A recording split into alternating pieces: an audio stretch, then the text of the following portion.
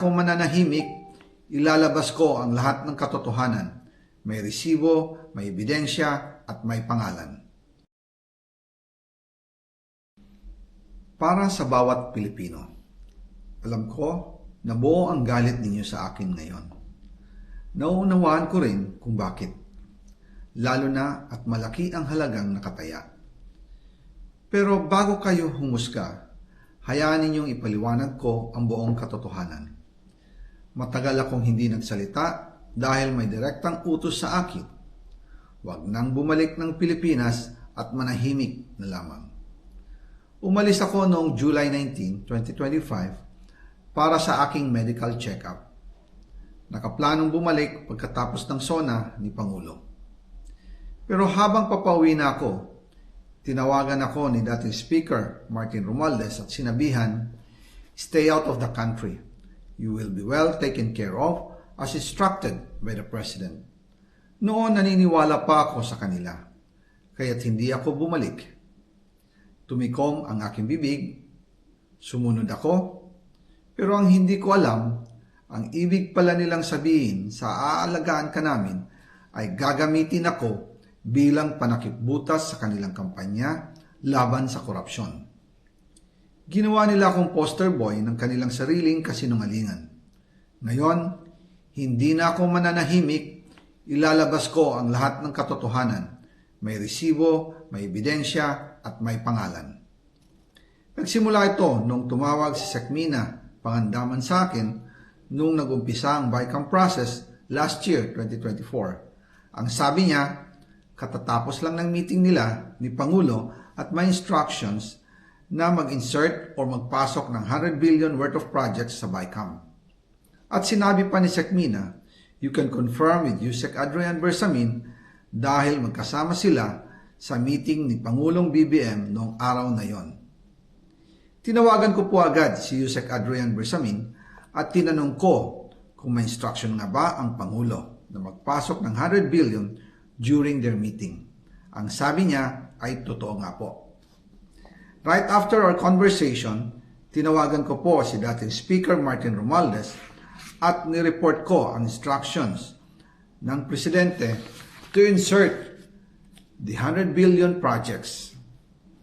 At sinabi niya sa akin, what the President wants, he gets. After ng ilang araw, nag-set po ng meeting si Sekmina Pangandaman at Yusek Adrian Bersamin sa amin ni dating Speaker Martin Romualdez sa Aguado Building in front of Gate 4 ng Malacanang at nandoon din po si Yusek Jojo Cadiz. During the meeting, binigay po ni Yusek Adrian Bersamin ang listahan na worth 100 billion. Tinanong ko po si Yusek Adrian kung saan galing ang listahan. Ang sagot niya, galing kay PBBM mismo at binigay niya ito mula sa brown leather bag. Nung sinabi po ni Yusek Adrian Bersamin, yung brown leather bag, naalala ko noong nasa Singapore kami right after the elections of May 2022 sa Hilton Hotel, kami ni dating Speaker Martin and PBBM habang pauwi at pabalik ng Pilipinas, hinabol ng PSG ang brown leather bag at ang sabi ni PBBM, maiwan na lahat, wag lang ang brown leather bag. Kaya naniwala ako na utos talaga ito ng Pangulo. Pagkatapos ng ilang araw, I informed sina dating Speaker Martin Romualdez, Sekmina Pangandaman, Yusek Adrian Bersamin, and Yusek Jojo Cadiz na kung pwede 50 billion lang ang ipasok sa program funds dahil so sobra ang DPWH funds versus sa DepEd. In practice, hindi pwede na mas malaki ang budget ng DPWH kaysa edukasyon. And yung balance na 50 billion, ilagay na lang sa program funds for the 2025 budget. Dahil Office of the President din ang na ako ay isang terorista sa loob at labas ng Pilipinas. Para mailibing ako kasama ang katotohanan kahit saan man ako pumunta. Sinabi na agad sa akin ni Speaker Romualdez na kailangan ko makapag-deliver ng 2 billion pesos kada buwan para sa pagdi-deliver ng male-maletang pera patungo sa bahay ni Speaker. Ang sinabi mismo ni Speaker Martin sa akin na hati sila ni Pangulong Marcos sa perang yon, para gamitin bilang bagsakan at imbakan ng pera mula sa mga SOP, koleksyon at deliveries na para sa Pangulo. Huwag mo akong pigilan sa mga insertions ko. Huwag ka nang makialam sa budget. Ang gusto niya ng 50 billion pesos na insertion. Ngunit ang sagot ng Pangulo, humingi ka ng bago or dagdag na insertions.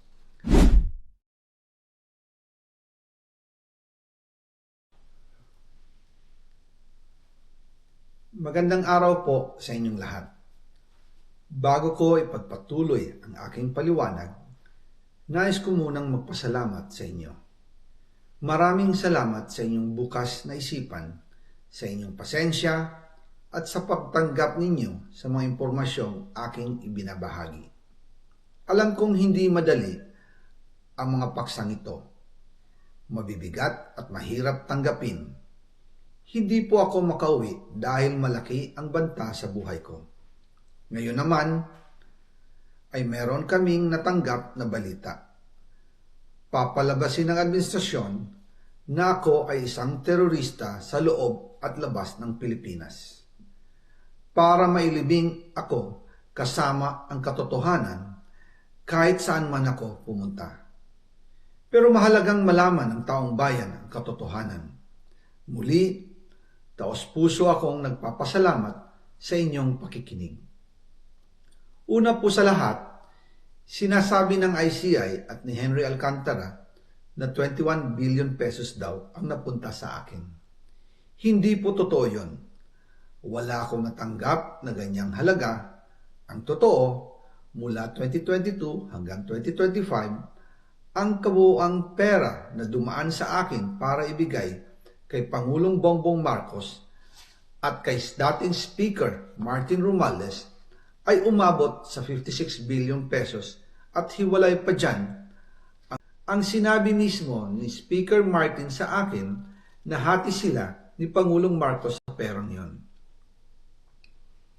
Ang listahan ng mga deliveries na ito, kung kailan, magkano at saan dinala, ilalabas ko po kasabay ng video na ito.